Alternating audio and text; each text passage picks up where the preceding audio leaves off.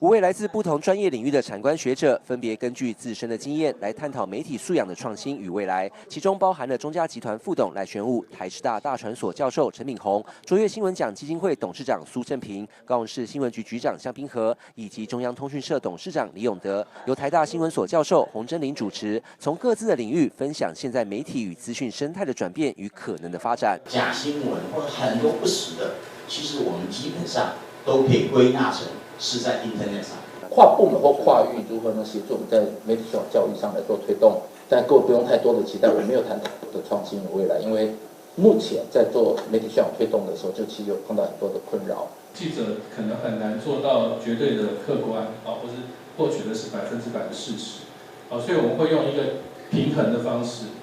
去尽量获取一个相对客观的一个报道的内容。网际网络带来的影响，已经让现今的媒体产业有了翻天覆地的变化。如今 AI 成显学之后，更会带来难以预料的冲击。为了推广媒体识读，以因应未来的趋势，替现代公民建构更好的媒体环境，中嘉集团举办新媒体时代高峰论坛，透过多位与谈人的分享，给予参与的产官学界代表更多的思考面向。媒体的创新，创新这个字，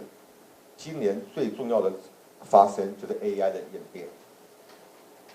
这是一定会发生的事情了，因为 AI 对这个科技的创新，对这个使用方式的突破，我们媒体的前途是非常不确定的。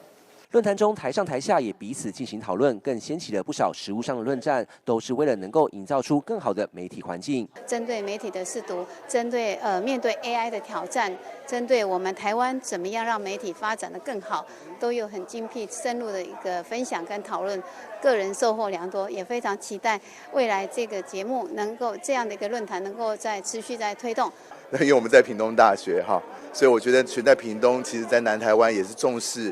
就是不止在都会区，而且能够到不同的地方，去讨论以及传播这样的一个议题。1个多小时的讨论，从产业、学术、官方各个方面进行解析。中嘉学院第1届的高峰论坛，针对媒体素养的未来，要透过各界的努力，提供给台湾更好的媒体内容。记者综合报道。